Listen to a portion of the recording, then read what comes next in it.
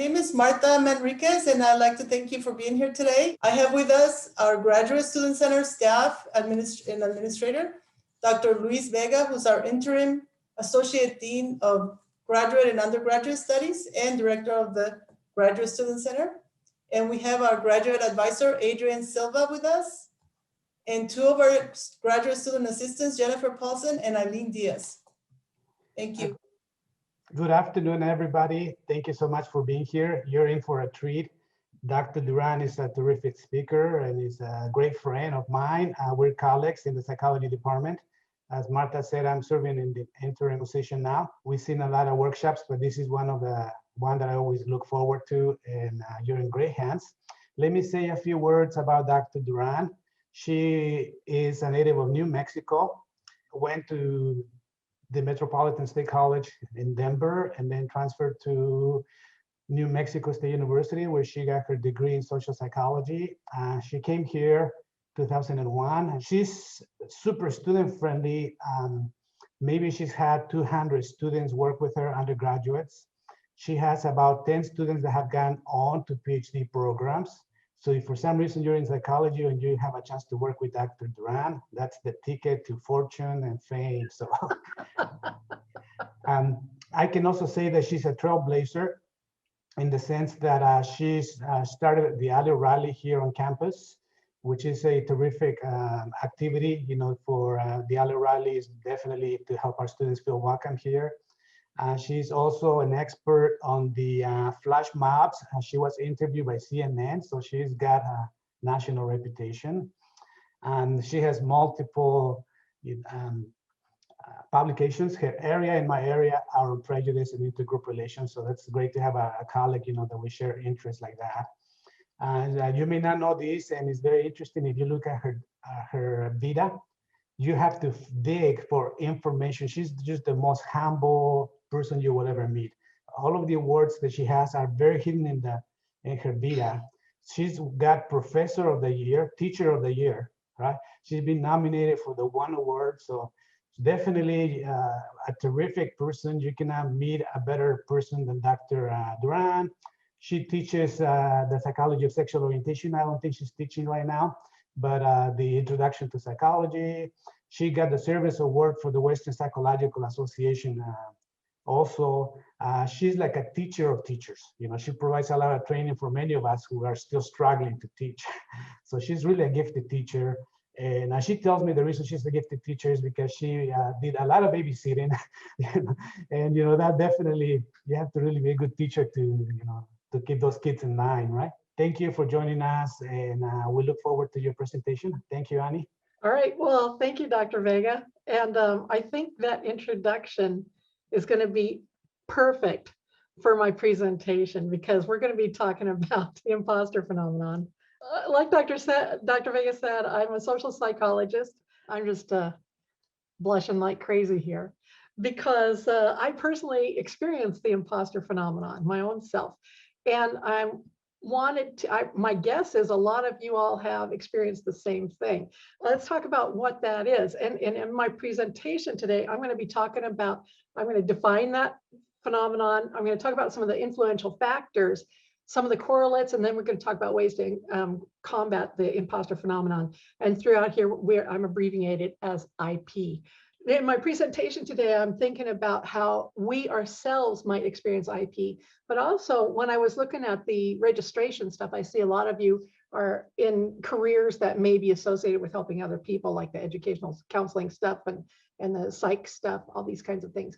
So you may be in your careers, you might be talking with folks who have been experiencing the imposter phenomenon as well. So whether it's for you or for other people or for both, hopefully I'm going to give you some tools and some information here that's going to help you on down the line dealing with imposter phenomenon. First, I'll just tell you the beginning. Clance and Ives in 1978 did an interesting study. They did a qualitative study with a bunch of very successful women. And a qualitative study in this sense means they interviewed a lot of women and then they looked for themes that were consistent across these women's reports. And these were all high achieving women, okay? And so what Clance and Ives found was that a lot of these women's experienced saying things like, I'm not as competent as I appear. People think I know stuff, but I really don't. And a lot of them thought, I'm going to be found out. Somebody's going to find out how stupid I am or incapable or whatever that is. And they also think things like my success is a result of luck or a mistake or somebody trying to be nice to me. And I tell you, I can be, personally, I can attest to this. I remember my first faculty meeting when I got my job here. I was in that faculty meeting and I was like, oh, I'm faculty. They're going to find out I have no clue what I'm talking about. Right? Oh my gosh. And as soon as they find out, they're going to, fire me. And they only brought me in because they were being nice or, those kinds of things. So anybody else have those sorts of feelings? Yeah, that feels a little comfortable, a little familiar with some of you. Yeah. First thing I want to point out to you is you're normal, right? Clance and Imes, given what they found out with this through this qualitative study, they proposed, and other stuff, Clance has been doing quite a few things with this. They identified the imposter phenomenon as having three basic pieces to it, three basic components to it. People who are high in imposter phenomenon believe that other people perceive them as more competent than they really are. That's one thing. Another thing is they worry about being discovered. And that worry leads to anxiety. And that worry and anxiety lead to other things like depression, distress, neuroticism, potentially even suicidal ideation. So that anxiety, that fear is a piece of it as well. And imposter phenomenons, people who are high in IP have difficulty internalizing their success. They have difficulty taking information that is being given to them. For example, if they're introduced by somebody who extols their virtues and talks about their awards and stuff, then they're likely to dismiss that praise or say things like, oh, he's just being nice. Dr. Vega is the nicest person you'll ever meet on this planet. That part is true. But we also might derogate the accuracy of the positive evaluations. We might say, he's saying it too much. I'm not that good. And I want to point out also that this is not the same thing as self-deprecation. This is not the same kind of thing as, fishing for compliments or something like that, or looking for a reassurance.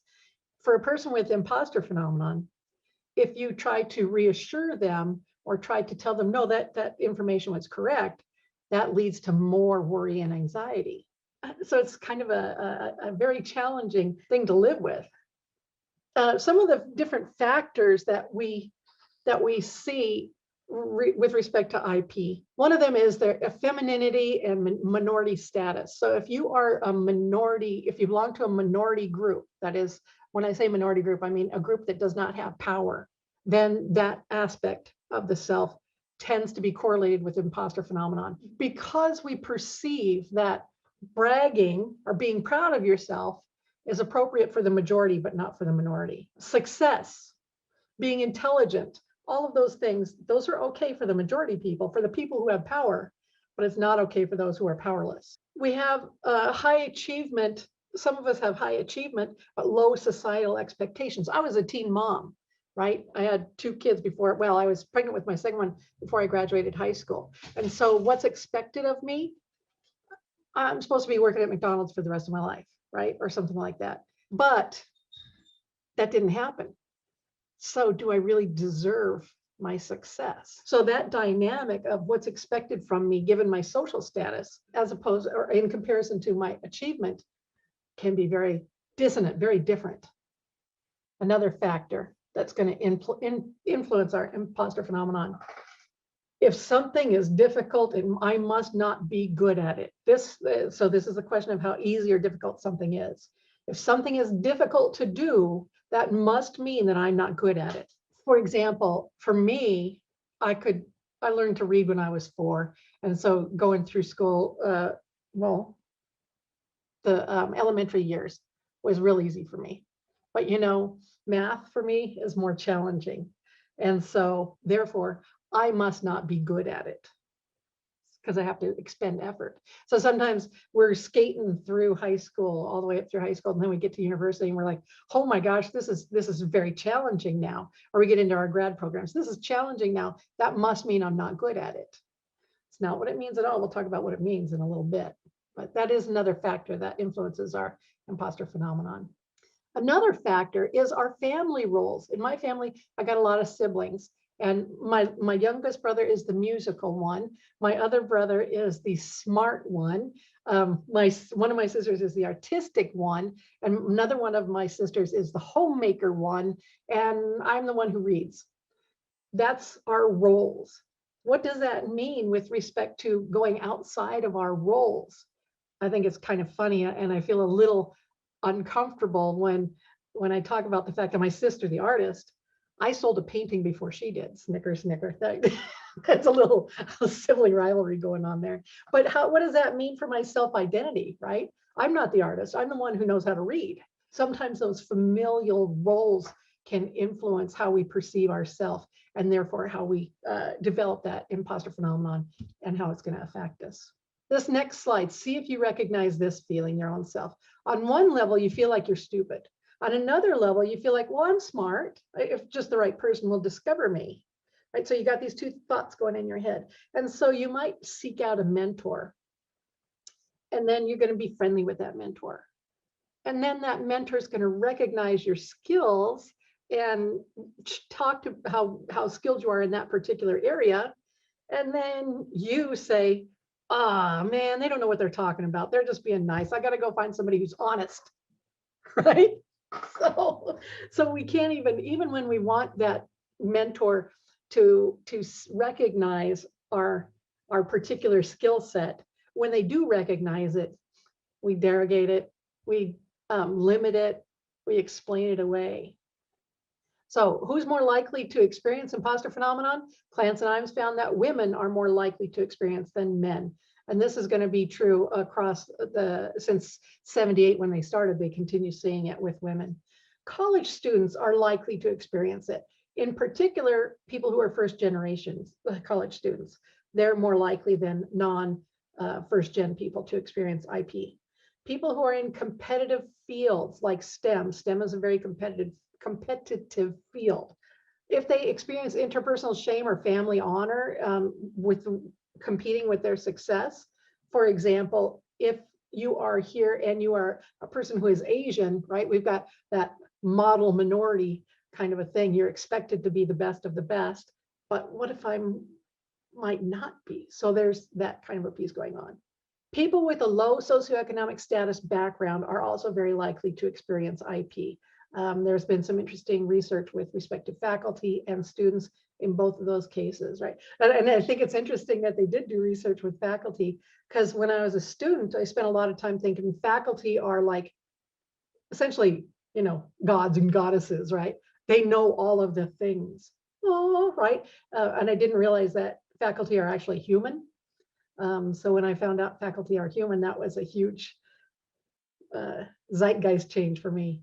I was very surprised. But also this does not mean that all women, all first gen, all of these low SES people are going to experience imposter phenomenon. But it does mean that these folks are going to be at a higher risk for it. That means really when you're working with other people, being aware of their status, being aware of these potential factors can be helpful for you identifying if they're experiencing imposter phenomenon and if there's some way that you can help them. My lab is called the Social Psychology Academics Research and Knowledge Lab, Spark Lab. So in my Spark Lab, I was working with a bunch of students and we were talking about upcoming research ideas that we wanted to investigate. And we started talking about this imposter phenomenon. And all 12 of the students who were working with me that semester were like, yes, I experienced that. All of these people who were working in my lab were experiencing imposter phenomenon. So we decided to do a bunch of studies looking at it. And so I want to talk with you about some of those different studies. I also want to point out that these kids, when they're working in a research lab, very often that's not something that you would consider being a possibility when you're in high school. And people are like, what are you going to do in university? Well, I'm going to go to class and that's it. But that people who are involved in research labs, they're so fancy, right? So it feels like that little step above. So that might have also influenced their experience with imposter phenomenon. Okay, so the first study that we did, we looked at imposter phenomenon, comparing it to what's called the Dunning-Kruger effect. This is what I call the American Idol effect. if you've ever watched American Idol, you've seen these people who come in and they're really, really not good singers. They're really not good. And Simon says something like, you know, that was the worst performance I've ever seen. You know, whatever he said, or whoever's on the judging panel now is saying, no, that's not good. That's not good. And they say, I'm going to go out. I'm going to get famous. I'm going to come back. You're going to be sorry. You know, that person. But they really cannot sing, right? And so the Dunning-Kruger effect is talking about that piece there. The people who think they're all that and a bag of chips, but there's no evidence for it. In fact, the evidence says exactly opposite. And we found in our research, we found that imposter phenomenon and Dunning-Kruger are two ends of the same scale. In both cases, the person is not using external evidence to inform their self-identity. They're not able to incorporate that information into the reality that is the self. So in imposter phenomenon, you've got external evidence that says you're wonderful, you're great, you're capable. And you're like, no, that's not true. And in the Dunning-Kruger, you got exterior evidence that's saying, you don't know what you're doing. You're just not capable at that skill. And you're like, that's not true. So it's two pieces, two sides to the same coin. Give you an example, a personal example from me. Here's me. This is a picture of me. And there's a lot of external evidence of my being capable. People laugh at my jokes and say nice things. I made this. This is my Alice in Wonderland room. And I made this really funny chair. It has bunny ears on it for the white rabbit. I got some awards. I've sewn a bunch of quilts. I've got a PhD, right? There's all of this external evidence that says I am capable, but really, I don't feel like this. But when Dr. Vega was talking about that teaching award, my brain went right to, I only won that award because Dr. Vega nominated me, right? It was Dr. Vega who won me that award, not my performance and nothing else. It was him that did it. My PhD, they just gave me the PhD so I'd stop bothering them. People laugh at my jokes because if they don't, I'll give them an F, right? So there's a lot of reasons why, or a lot of ways that I can move that information, that evidence away from me. I love my Alice in Wonderland room. On my white rabbit chair, I can see what I need to fix. I don't immediately see the coolness of it unless people like comment on it, right? And even then, I immediately go to, you like it because some other reason. So it's very hard for me to use this information, this external evidence, as part of my own personal self-identity. So Dunning-Kruger and imposter phenomenon are two sides to the same coin. We don't use evidence to inform ourselves. Some other research we did in the Spark Lab, one group of students was looking at that marginalized group identity, the stigmatized groups, the minority groups. These students were saying that the more minority groups you belong to, the higher your imposter phenomenon. So if you are a first-gen, non-white, female, that in STEM, right, then it's really likely for you to get imposter phenomenon. And so we tested that hypothesis and we found that that's not true. The number of groups you belong to doesn't matter. What matters though is the importance of each one of those groups. If your self-identity is heavily grounded in your minority group status, for example, as a female, that's a big part of who I am. I'm white, so I don't have the other kinds of minority statuses, but I am old, right? I was a non-traditional student. So there's that piece there. And I'm always cognizant of that piece of me. So the more that those self-identities matter to you, the more likely it is that you're going to experience imposter phenomenon. Which is interesting because that would imply that to reduce imposter phenomenon, we need to reduce your self-identification in those groups. I don't think that's ethical. We also found that imposter phenomenon is highly correlated with social anxiety. That is, the intersections, and apparently it's not necessarily those intersections, it's that importance of those intersections that's going to be informative here. So the imposter phenomenon and social anxiety is this, the anxiety that you experience when you're going to interact with other people. And we found that that was highly correlated. This is not a surprise if part of the imposter phenomenon is that feeling of anxiety that you're going to be found out. Another group looked at anxiety and depression and found that those two things are also highly correlated with imposter phenomenon. This imposter phenomenon has potential to have some real long-lasting consequences. Some of the consequences people outside of the Spark Lab have looked at. For example, there's been a bunch of stuff on imposter phenomenon and faculty and students and in the workplace, those three groups. Looking at faculty who have imposter phenomenon, these folks have lower motivation to lead. So you're going to see people who are not necessarily, who are less likely to take on those leadership positions. Thinking back to who's more likely to have it, first gen, STEM, minority people. If they're not motivated to lead, how do we get them to lead and change the imposter phenomenon? Less likely to do some career striving, that is trying to build up their reputation, for example. And you can see why that might be true, being afraid that they're going to get found out. Job satisfaction and organizational commitment. Again, if you're worried at work that you're going to be found out, it's hard to be comfortable. It's hard to be satisfied at work. Scholarly productivity. I don't know if you've heard the term publish or perish. If you're a faculty, you need to do research in order to keep your job. And to do research, you not only do you have to complete the research, but then you have to write it up and you have to send it off to other people to evaluate. That's the part that's hard for me. I love doing the research, but sending it off is not easy. Students who are high in IP, maybe you can identify with this, have challenging times, may have challenging times. When I was an undergrad, I thought I was going to be a teacher because I was female and I had kids, right? So I was going to be a teacher. I was going to teach 5th grade. That's when they get really fun. They get feisty, and you can still threaten to call their parents, so calm down. But I never considered that I could be a professor at a university. That's like, no, that's not for people like me, right? So that wasn't even something that I could consider. Employees who are high in imposter phenomenon are likely to have more work and family conflict, trying to succeed at work and succeed with the family. That can be very challenging.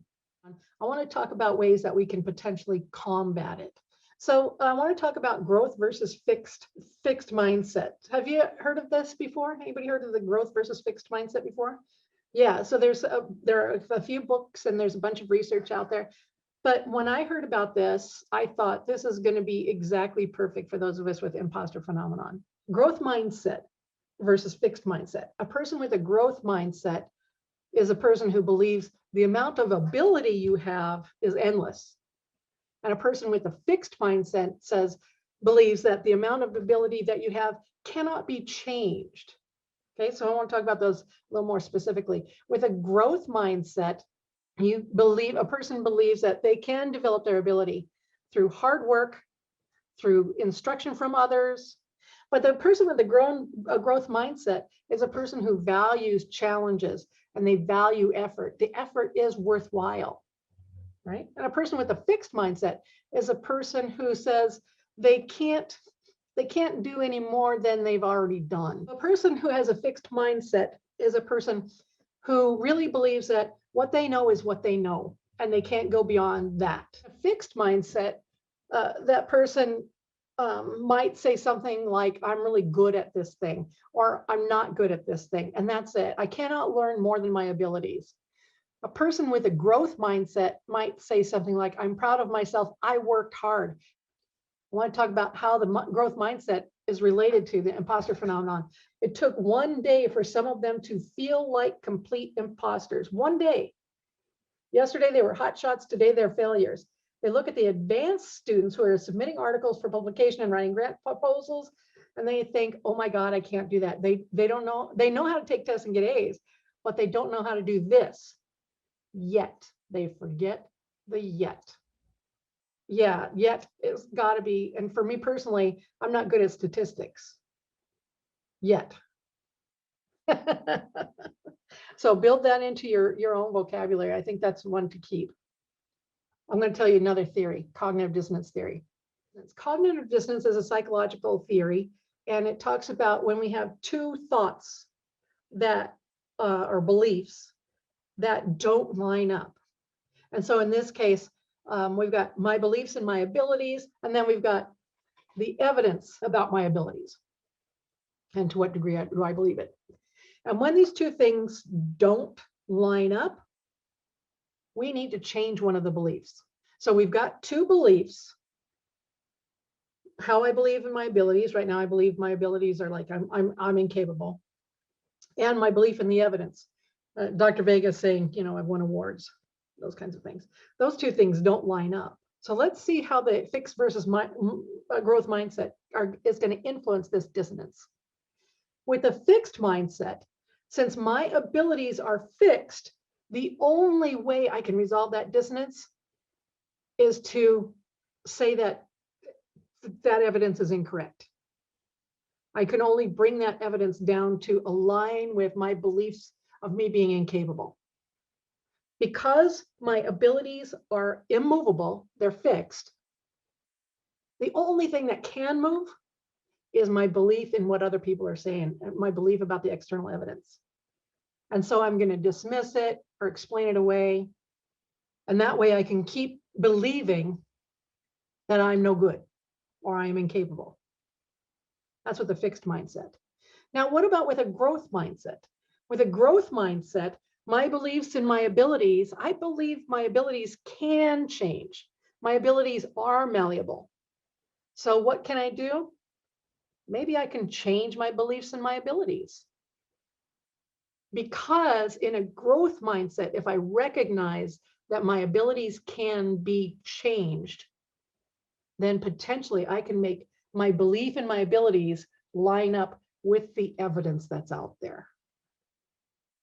I think this is really, really intriguing. And so if you're thinking about your own self, and you're thinking about when you're moving through these times about, I'm not good enough, people don't recognize that I'm stupid, maybe it's you who's making an error in judgment, maybe they're right. So I want to talk a little bit of the rest of our talk is going to be basically about combating imposter phenomenon. And the information that this is coming from comes out of the Heroic Imagination Project. I don't know if you recognize this guy here, but this is Philip Zimbardo. Philip Zimbardo is the guy who did the Stanford prison study. He is the one who, at Stanford, built a prison in the psychology department and brought in volunteers to be assigned as either prisoners or guards. You might know that study.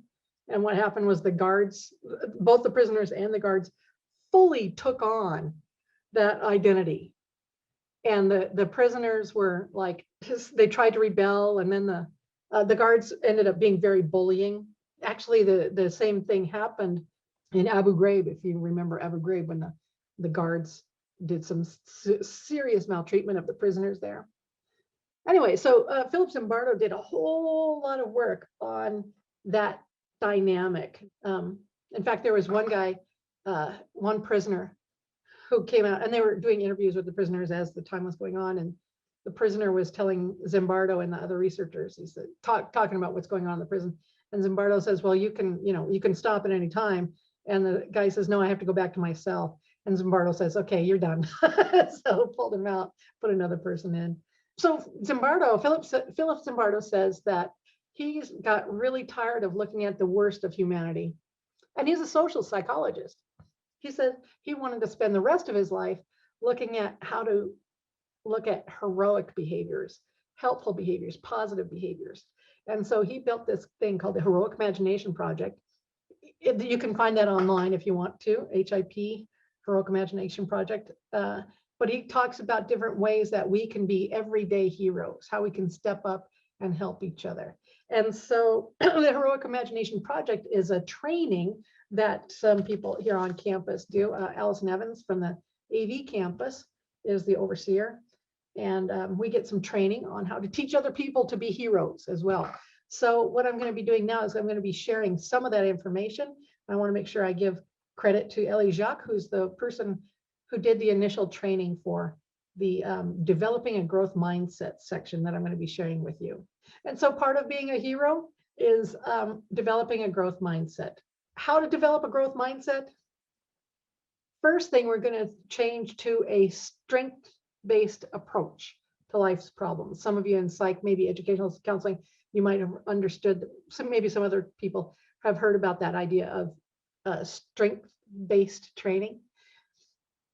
I'll give you an example. In psychology, we've got a couple different classes. One is called abnormal psychology. The other one is called health psychology. We have more classes than that, but those are the two I want to talk about. So abnormal psychology is where we look at different disorders, the symptoms and the causes and the treatments for different disorders, so we can understand what's going on with those folks and help those folks. In health psychology, we look at people who are living a healthy life and look at the factors and influences on people who are living healthy lives, so we can understand what it takes to live a healthy life. In the health psych, that's coming from a strengths-based approach. We're concentrating on the positives and hopefully going to be training people to do those kinds of things, which is flipped, right? So instead of taking care of people, we support people. I put a picture of Scotty up here because if you know anything about Star Trek, you know very often the Enterprise is in terrible trouble. Captain Kirk says, "Scotty, we need more power." And Scotty says, "I cannot give you any more, Captain," right? But then somehow, "I'll try. I cannot beat the laws of physics." And somehow Scotty comes up with enough power to rescue them. And of course, Kirk gets all the credit, but Scotty goes he starts with a fixed mindset. We can't do anything about this. But then he moves forward and finds a way to do something to support, to get the problem dealt with, to solve that problem. So I'm going to have y'all do a little activity on what I would like to hear or read your comments here.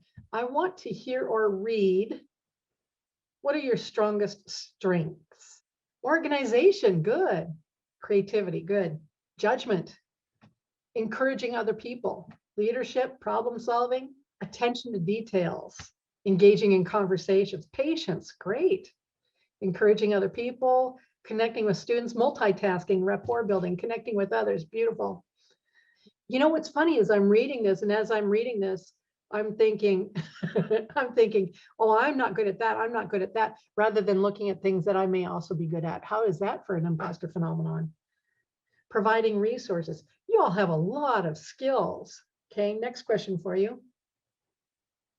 Who are your heroes, or people who other think might be heroes? One of mine is Dr. Vega. He's a hero to me. Best man on this planet. Your mother, good. Mom and sister. Gaga for me. Oh, Reba McEntire and Dolly Parton. Professors, cool. Flockman, yes. Wonderful. Female CEOs in general. Angela Davis, good. Dolores Huerta, right? She just turned 96 or something. What are some of the traits that those heroes have? Could it be kindness, patience, generosity, a backbone, organizational ability, ability to encourage others? Are you seeing that the people, the heroes that you have and the skills, aren't they some of your strengths? So the point I'm trying to make here is that when you look at your strengths and the traits of a hero, my guess is you're going to see some overlap. So some of those things that you really respect in heroes, you already have. There are a lot of different ways that you can be a hero, and you already be more of a hero than you think. So I think this is a really interesting exercise. And when you go into that part about you doubting yourself, I want to recommend maybe you take a picture of this or something, the screen, and then, when you're flipping through your pictures, sometime you'll see it and you'll be like, I got to remember that I do have some heroic traits already. I am good enough already. I can get better, but I do have some of these traits. Now, I want to hear, and in this one, I would like you to, if you can, talk out loud, if you're comfortable talking out loud. I would like to hear about one time that you failed. Can anybody tell me about a time that they failed? This is a tricky one. All right, and if you haven't said anything out loud, that's okay. But I want you, as you're thinking about that thing that you would call a failure, here's a reframe for you. First attempt in learning. I love this. So as far as failing, I want to tell you a story about when I was in class. I was taking an art class. And like I said earlier, my sister's the artist. I'm not the artist. But I was curious. I like art. And I thought I got all very brave. And I enrolled in this class, this painting class. And the teachers, the first day of class, the teacher says, artists make a million mistakes. So get started making mistakes. I'm like, oh, I can do that. I can make mistakes. So from that point on, I'm like, I'm all about art class because that's where you make mistakes, right? Is that amazing or is that amazing, right? So don't try to cover up your failures or minimize them. Instead, take a look at them and figure out what went wrong. And I think some of you were talking about, after you learned what was going on, then it changed, right? But recognize what's gone wrong there. What made your behavior turn into a failure at that particular task, and then know that you can close that gap. Yeah. So first attempt in learning. I love this framing because for me personally, I could cycle all day long on failures, which ends up potentially being a really good thing because take a look at this. I want to talk about the new learning curve. So let's say that you're moving through your life and there are a million skills that you don't know you don't have. You're not interested in them, never crossed your mind. But there's things in life that you may not have even considered yet. For example, maybe you don't yet know about skateboarding. I know before I started skateboarding, I was just like, it never crossed my mind. But then I thought, you know what? My brothers are skateboarders. I think I want to try it. And I realized when I first started thinking about wanting to try it, I realized I'm not good at this, right? I'm just starting. It's a challenge. So I am conscious, I am aware of my incompetence, that I can't do it. I'm aware I can't do it, right? Duh, because I just started. So then I try and I fail. I wipe out. These are not pictures of me. These are pictures of examples. So, but you wipe out and you wipe out and you wipe out. You fail over and over and over again. You fail, you sail, you tail, and then you fail again, right? But then after many, many attempts, you get a little better and a little better and a little better until you start gaining conscious competence. That means you're aware of what you're doing. You're aware that you're getting better, right? But you still need to think about it. You can see this person still concentrating on balancing and directing and things like that. But you keep on going, you keep on trying, you keep on with that effort, and pretty soon you're going to be Tony, oh my gosh, Tony, help me. What's his last name? Hawk. Thank you. I could only come up with Park, and I know that's wrong. So Tony Hawk. So you go from unconscious incompetence. You don't even know that grad school is a possible thing. Then you're like, okay, I'm going to try this on. And you keep trying and you keep trying and you keep trying. And maybe your grades aren't the ones that you're really proud of yet, but then you keep trying, you get in the hang of it. You get in the hang of it. So where you are when you fail is somewhere along this learning trail, right? In other words, to be old and wise, you must first be young and stupid. So allow yourself the space, allow yourself that opportunity to fail, because when you are failing, you are trying. And every time you try, it's going to add to your history, add to your experience. I also want to recommend that you don't compare yourself to other people. It's not about comparing yourself to other people. It's about comparing yourself to yourself. It's appropriate for you to compare yourself to yourself. Those of you who are putting in the chat box about how you feel like you got this far and you don't feel like you've done anything, take a minute and think about when you first started. Where were you when you first started your grad program, right? You did not know the stuff that you know now. You actually have grown a lot over your time in grad school. You've learned a lot over your time in grad school. But if you're comparing yourself to people who have been in that career for 10, 20 years, then you're going to feel inadequate potentially. Using somebody else's yardstick to compare your growth is going to come up short every time. Learn from you. Use other people as benchmarks and goals. You don't need to use them as measuring sticks. I want to propose that you already have what it takes to succeed. And I'm going to give you the evidence there. I want to talk about these three pieces: neuroplasticity, deep practice, and a built-in coach. First, I'm going to talk about neuroplasticity. So neuroplasticity is really talking about the physical neurons that we have. Neurons are cells in our brain that connect and represent our knowledge, and is how these neurons connect for our knowledge.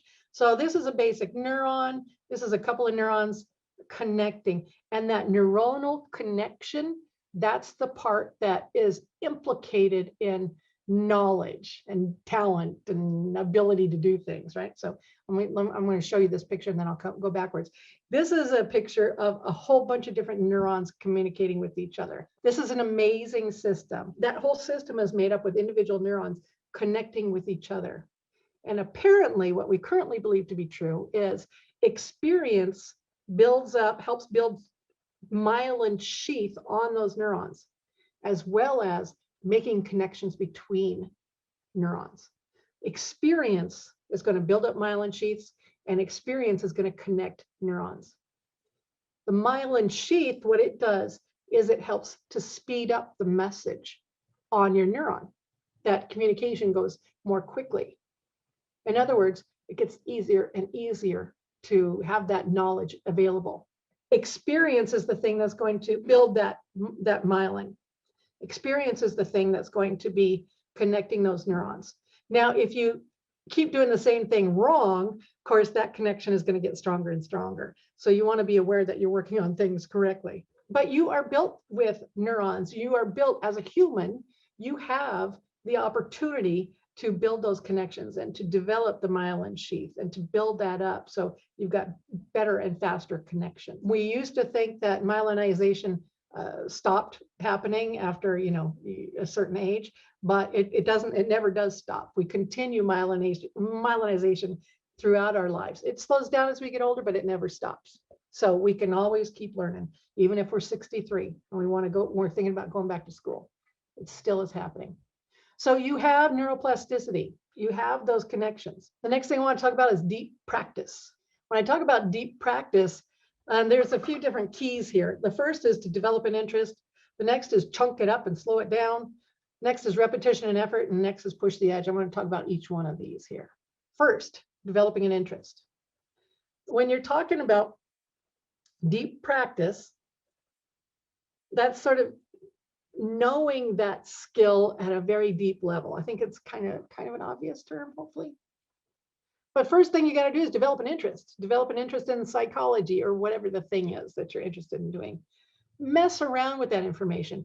Experiment with that information, with that knowledge. Practice the different skills and do what you love. But I want to also argue, do what you don't love. Here's my story for that. When I was in grad school, I'm a social psychologist. Social psych classes were just like the bomb. So social psych was like really just totally engaging to me. Biopsychology for me was very intimidating. I was very leery about it. So I put it off as long as possible. And I'm like, oh, I don't want to take that class. I don't want to take that class. I finally took that class. It was interesting because the guy who taught it was from Scotland, and he had a very, very strong accent and a very thick brogue. And he would talk about how the skeletal system, and you got your information from your mother and your father. And it was very hard to understand him. And if you're talking about brain bits and acetylcholine and all this, we would write down stuff phonetically and then go back to the textbook and look it up and say, oh, skeletal systems. I see what he's talking about. Anyway, so it was very, very challenging. But I ended up loving that class, right? And not only did I love that class, but the information that I got from that class really informed my knowledge of social psychology. So do what you love, but also do stuff that you're sort of intimidated by potentially, and developing those interests. I didn't know I was interested in biopsych until I took that class. So here's another way that we're going to do that deep practicing is we're going to be able to chunk it up and slow it down. That is, to break things into pieces. Rock climbing, oh, absolutely. Intimidated by literature courses, absolutely. But if we can break it up, so this example is apparently this is somebody learning how to do a move in rock climbing called the dino. I don't know anything about it, but apparently You got to jump up the wall and grab a new piece. But this person is practicing that move over and over and over again until they get it right, and they get it right, and they get it right.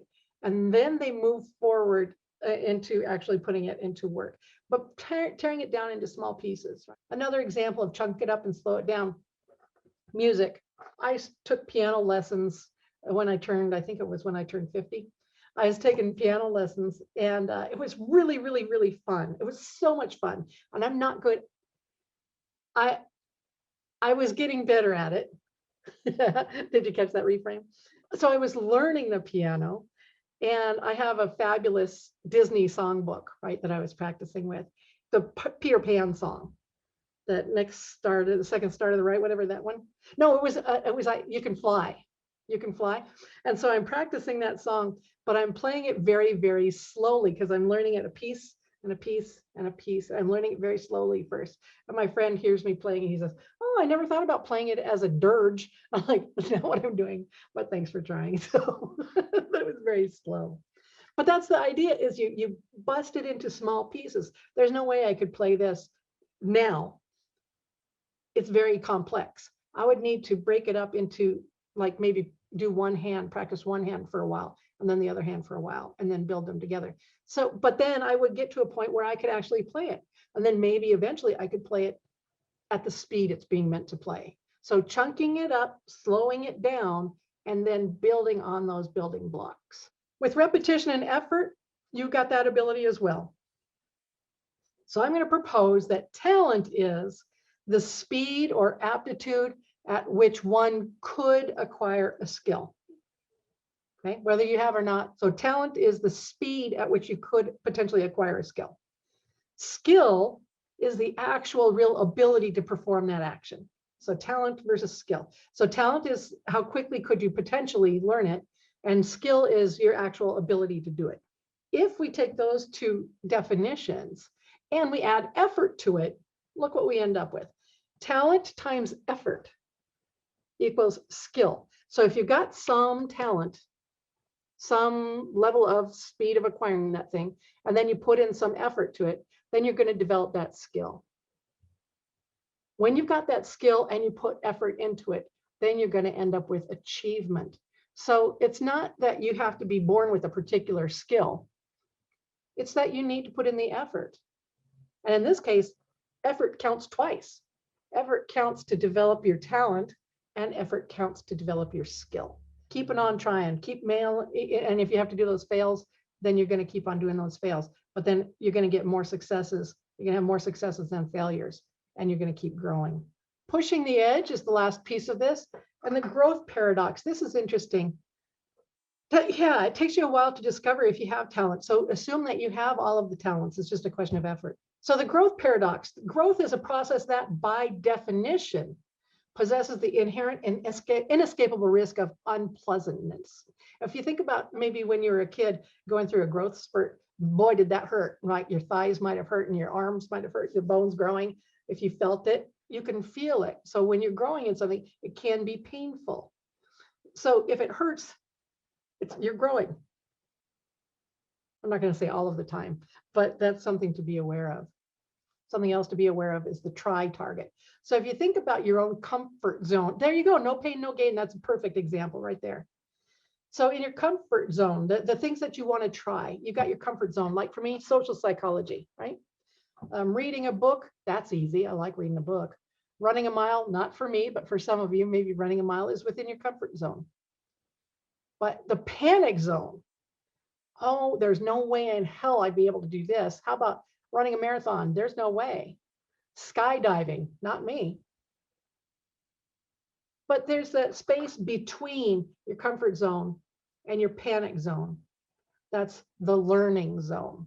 And this is where you push yourself, like I said, outside of the comfort zone, but not into the panic zone yet. So maybe it's a challenge for you to go rock climbing.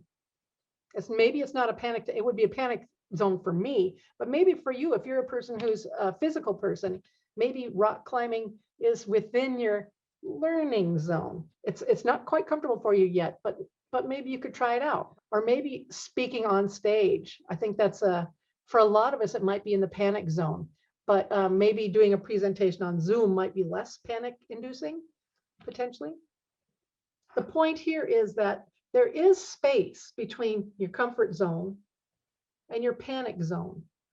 And that's a great place to try on different skills, try on different talents, and just see what sort of fits for you to push yourself outside into gaining more skills and more abilities. So you've got what you need to succeed. This last piece is something I'm sure you probably have heard about before. Panic mode. Yeah, exactly. Is the built-in coach. And my guess is you've heard some version of this before.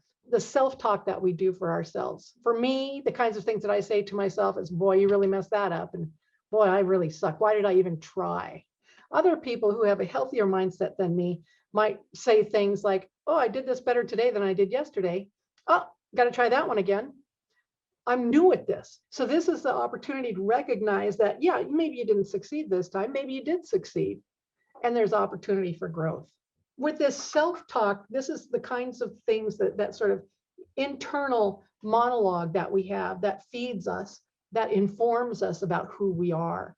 The problem is that we have, as humans, we have this negativity bias. Negativity bias comes from, it's a human thing, like cave people had this negativity bias. It's a tendency for us to notice and attend to negative information more readily than positive information.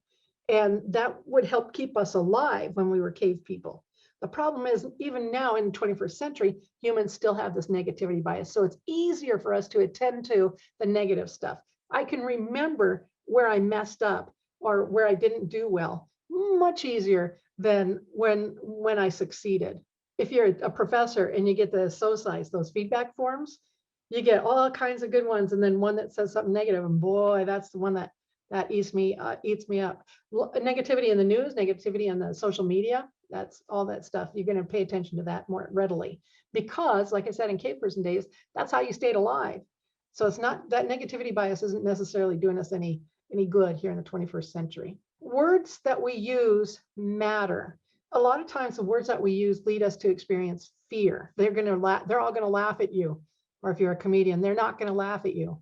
But it's false evidence appearing real. So what I want you to do is I want you to remember that the way we talk to ourselves might be perpetuating that fear. Brower and Proyer in 2019 looked at imposter phenomenon and found that it's highly correlated with fear of being laughed at.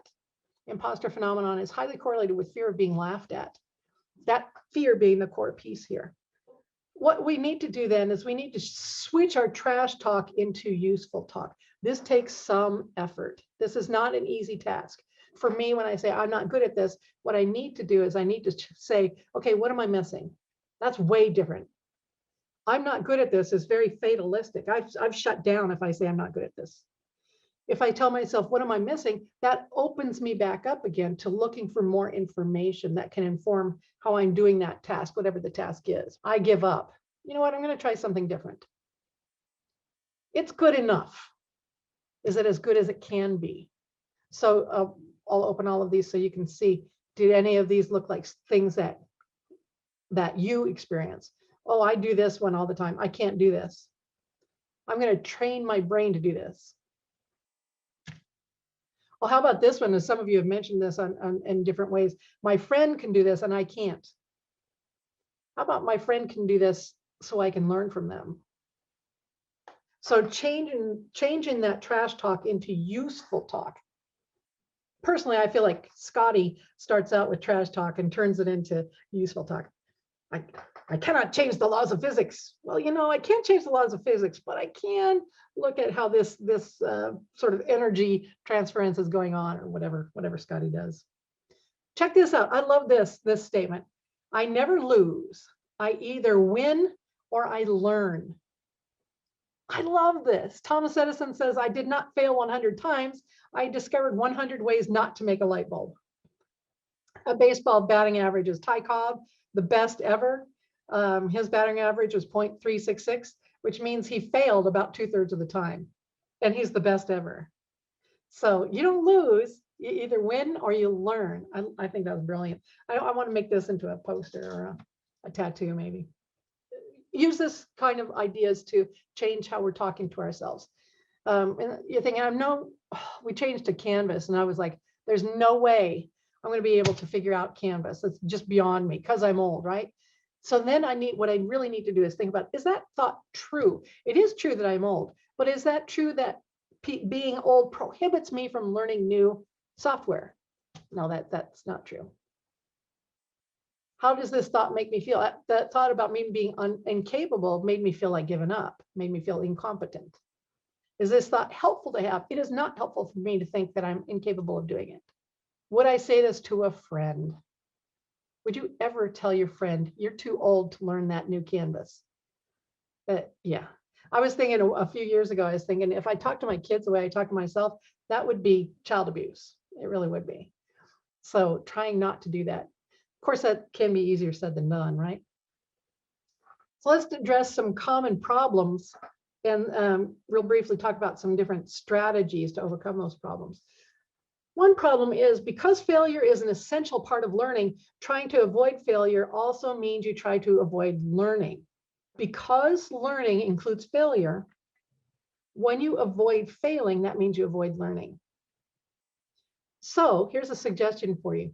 Try to remember that fail is a first experience in learning. You can also do a fail session. There is a person online, if you want to go look, rejection therapy.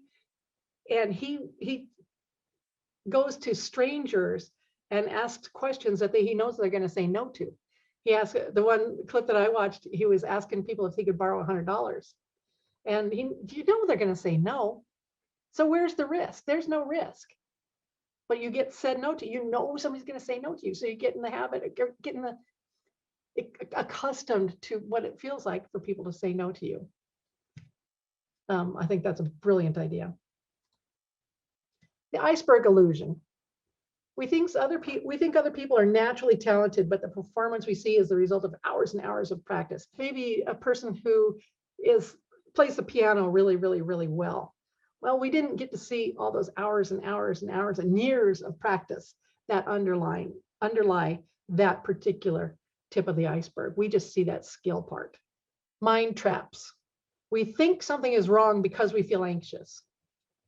Like me, when I'm prepping for this presentation, oh, I'm just terribly, terribly anxious, which makes me to think something's wrong, which makes me more anxious, which makes me think something's even more wrong. So one way we can address that anxiety piece is to remember, relabel that anxiety as excitement. When you are about to do a presentation, it's human to feel that increased physiological arousal. And very, very often we interpret it as fear, but it could also be interpreted as excitement. But basically, when you're trying to reach a goal, it's important to remember, how do you eat an elephant? One bite at a time. So breaking your big goals into small achievable pieces is a really important part of achieving those goals. For example, when I was writing my dissertation, you don't just write a dissertation. You have to break it down into little bits and pieces. In fact, you can use this SMART process goals. Know exactly, specifically where you're going. Specifically, what is your goal? Make that goal measurable. How will you know if you've attained that goal? Make it achievable, something that you can actually do. Make it relevant to you and have a time limit on it. So specifically, when I was writing out my dissertation, I would make myself a weekly goal. For this week, my goal is to write my methods section. And so in order to write that methods section, that's my specific goal, I'm going to be able to measure that by looking at it at the end of the week if my methods section is done, if I can send it off to my advisor. But I'm going to make it so that I'm going to spend an hour on it every day. And I'm going to make it from 8 o'clock till 9 o'clock, I'm working on my methods section every day this week. Is that achievable? My goal is realistic. I could do that if I was still working on it. Do I care enough to get it done? You got to make sure that that's something that you really want to get done, right? And you need to have a goal. So it's got to be done by Friday at noon or whatever your goal is. So that's the SMART process goals. Make something specific, measurable, achievable, relevant, and time bound, and you're going to be able to get to those goals.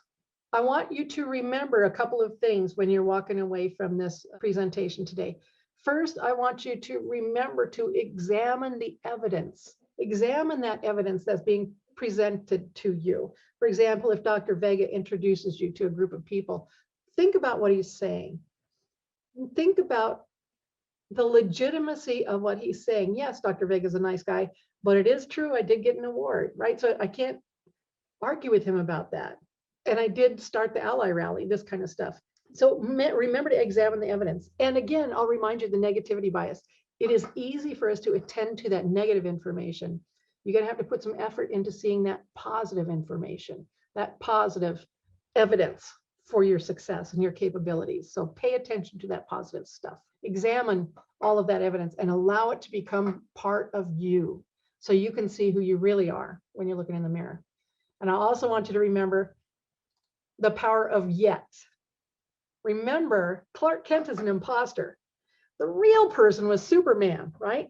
And that's because he had his Superman yet cape on, right? So remember the yet. Remember the yet. And thank you very much. And here's my contact info if you wanted to drop me a note or anything.